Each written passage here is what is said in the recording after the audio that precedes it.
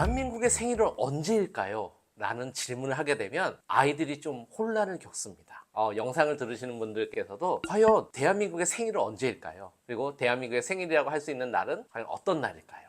그 힌트가 이 4월 11일입니다. 4월 11일은 대한민국 임시정부 수립일입니다. 1919년 3.1 운동에 이어서 나라를 빼앗긴 상황에서도 독립을 이루고자 전국 방방곳곳 그리고 해외에서도 만세운동이 있었는데 중국 상하이에서 독립운동가들이 모여서 4월 11일 대한민국 임시정부를 수립을 하면서 그 역사적인 대한민국의 첫 출발점이 되는 날입니다. 그런 의미에서 대한민국의 생일날은 4월 11일이라고 함께 이야기를 나누셔도 좋으실 것 같아요.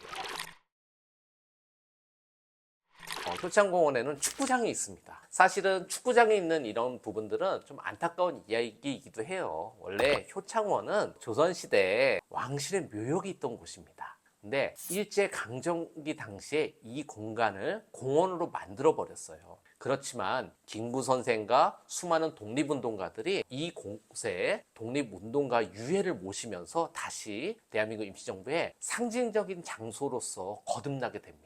지금 현재 이 공간은 너무나 또 뜻깊은 공간이 있어요. 바로 삼의사묘입니다. 삼의사묘에 가시게 되면 대단히 좀 많이 놀라실 거예요. 왜냐하면 아이들도 가장 많이 하는 질문이 선생님 이거 잘못됐어요. 분명히 네 분의 묘가 있는데 왜 삼의사묘냐라고 질문합니다. 이거는 안타까운 우리 역사가 담겨져 있는 거죠. 왜냐하면 이 묘 중에 한 묘역은 아직 모시지 못한 안중근 의사의 허묘입니다. 그래서 안중근 의사의 유해를 찾으면 꼭 이곳에 모시겠다라고 미리 준비를 해놨는데 아직도 못 찾고 있습니다. 그래서 실제로 내가 죽으면 내 유골을 하얼빈 공원에 묻었다가 독립이 되거든 조국으로 옮겨 묻어주시오라는 말씀을 남기셨어요. 바로 우리가 꼭 안중근 의사의 유해를 찾아서 이곳으로 모시면서 새로운 대한민국의 더 나은 미래를 우리가 모색하는 것이 우리들의 또 역할, 또 과제가 아닌가라는 생각이 듭니다. 삼의사묘에는 우리 너무나 잘 알고 있는 윤봉길 의사, 이봉창 의사, 백정기 의사 이 세 분이 모셔져 있습니다. 1945년 8.15 광복을 맞이하고 김구 선생님께서 가장 먼저 하신 일이 이분들의 유해를 안고 오셔서 고국에 모신 일입니다. 그 정도로 상징적인 공간이기 때문에 저는 꼭 한번 우리 아이들과 효창공원에 가셔서 삼의사 무역을 참배하실 것을 추천을 드리고 싶습니다. 그런 역사적 공간에서 대한민국 임시정부를 같이 살펴보신다면 그 의미가 더 각별하게 다가오실 것 같아요. 그리고 효창원에는 백범 김구기념관이 있습니다.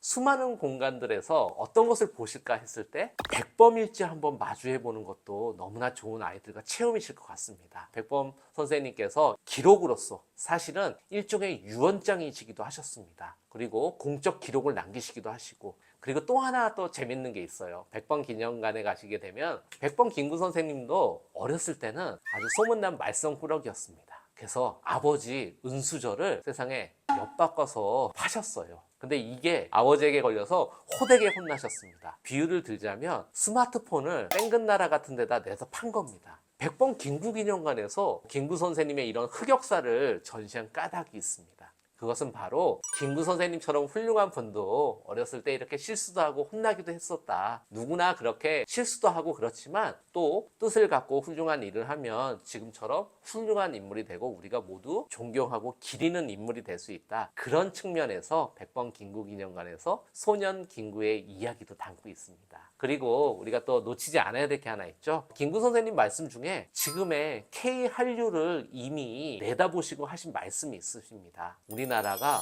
문화가 아름다운 나라가 되면 좋겠다라고 말씀하셨는데 저는 참 그 말씀이 너무나 멋있는 것 같습니다. 무력으로 제압하고 경제적으로 더 부강하고 그런 것도 중요하지만 문화가 아름다운 나라가 되자라는 그런 말씀들.